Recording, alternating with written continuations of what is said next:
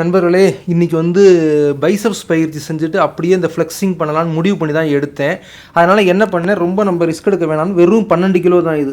இந்த பார்பெல் பார்த்தீங்கன்னா, நம்ம கையில் இருக்கிற டம்பிள்ஸ் இருக்கு இல்லையா, அதில் இந்த பார்பெலை மாற்றி போட்டுக்கலாம். போட்டுட்டு வெறும் 12 கிலோ வச்சு ஆடாமல் அசையாமல் செய்கிறேன் பாருங்கள்.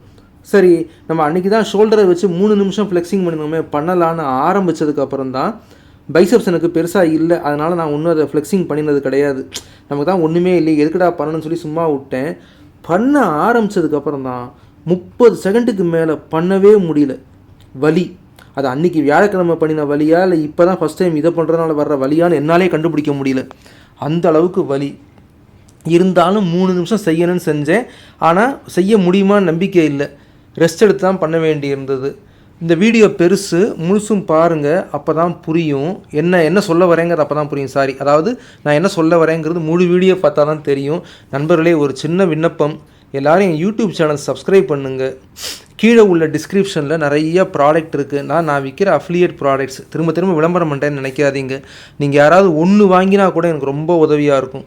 ஒரு நாளைக்கு 4 இல்லை 5 சேல்ஸ் ஆனாலே போதும், எனக்கு ரொம்ப உதவியாக இருக்கும். இங்கே பாருங்கள், என்னால் செய்ய முடியல, கட் பண்ணி செய்கிறேன் பாருங்கள். ஒரு நிமிஷத்துக்கு ஒரு கையை இது பண்ணி ரெஸ்ட் எடுத்து விட்டு போயிடுச்சு கையெல்லாம் அப்படியே.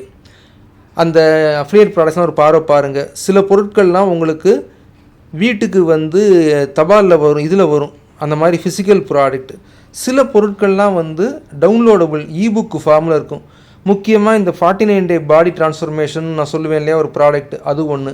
49 டே பாடி நல்ல ப்ராடக்ட். அது நிறைய பேர் யூசர் டெஸ்டிமோனியல் கொடுத்துருக்காங்க. எனக்கு ஒரு நாளைக்கு 5 சேல்ஸ் ஆனாலே எனக்கு ரொம்ப பெரிய விஷயம். 5 சேல்ஸ் 6 சேல்ஸ் ஆனாலே எனக்கு ரொம்ப உதவியாக இருக்கும். நான் என்னோடய அடுத்த இதை கவனிக்க முடியும். நீங்கள் பாருங்கள். இல்லைன்னா என்னோடய யூடியூப் சேனலில் எல்லா வீடியோவையும் பாருங்கள், லைக் கமெண்ட் பண்ணுங்கள், சப்ஸ்கிரைப் பண்ணுங்கள், உங்கள் நண்பர்கள் எல்லாத்துக்கும் ஷேர் பண்ணுங்கள். அதுவே எனக்கு போதும்.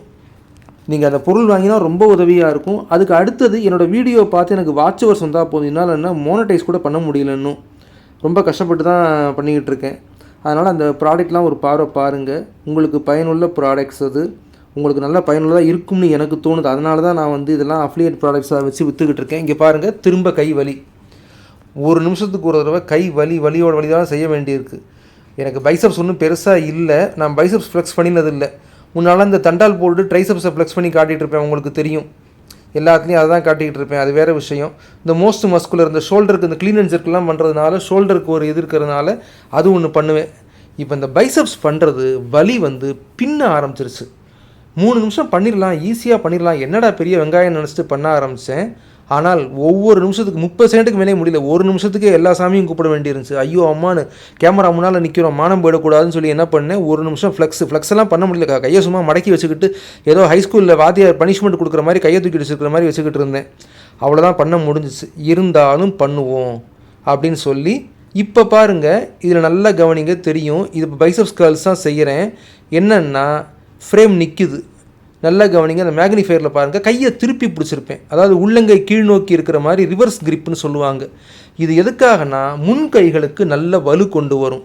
முக்கியமாக இந்த க்ளீன் செய்கிறதுக்கும் க்ளீனுக்கு தான், வேறு எதுவுமே இல்லை. அதுக்கு முன்கைகளில் கொஞ்சம் வலு வேணுங்கிறதுக்காக ஃபோராம் ஃப்ளெக்ஸார் எக்ஸ்டென்சார் இது செய்வேன். ஆனால் ரொம்ப கஷ்டமாக தான் இருந்துச்சு இந்த செய்கிறது. இருந்தாலும் செஞ்சே ஆகணும்னு ரொம்ப மெதுவாக செய்கிறேன் பாருங்கள், ரொம்ப மெதுவாக செய்கிறேன் பாருங்கள். உங்களுக்கே தெரியும்.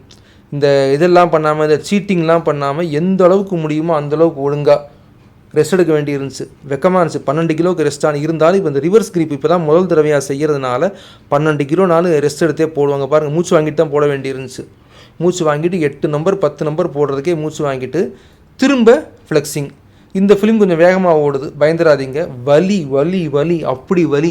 இப்போ தான் தெரியுது இந்த எக்ஸசைஸ் பண்ணிக்கிட்டே நடுவில் ஃப்ளெக்ஸிங் பண்ணுறதுங்கிறதுங்க பாரு, நிறுத்தி தான் பண்ணிகிட்டு இருக்கேன். ஃபிலிம் வேகமாக ஓடுது, வேறு ஒன்றும் இல்லை. அதுதான் இந்த ஃப்ளெக்ஸிங் பண்ணுறதுல ஏதோ விஷயம் இருக்குது, அது மட்டும் நல்லா தெரியுது. இந்த எக்ஸசைஸ் பண்ணிக்கிட்டே நடுவில் ஃப்ளெக்ஸ் பண்ணுறது ஜிம்மில் ஏன் பண்ண முடியாதுன்னா, ஜிம்மில் நேரம் கிடையாது, போயிட்டு பறக்க ஓடி வரணும். நான் எல்லா எக்ஸசைஸும் பண்ணிவிட்டு ஓடி வரணும். இங்கே வீட்டில் நிறையா நேரம் இருக்கிறதுனால பண்ண முடியுது.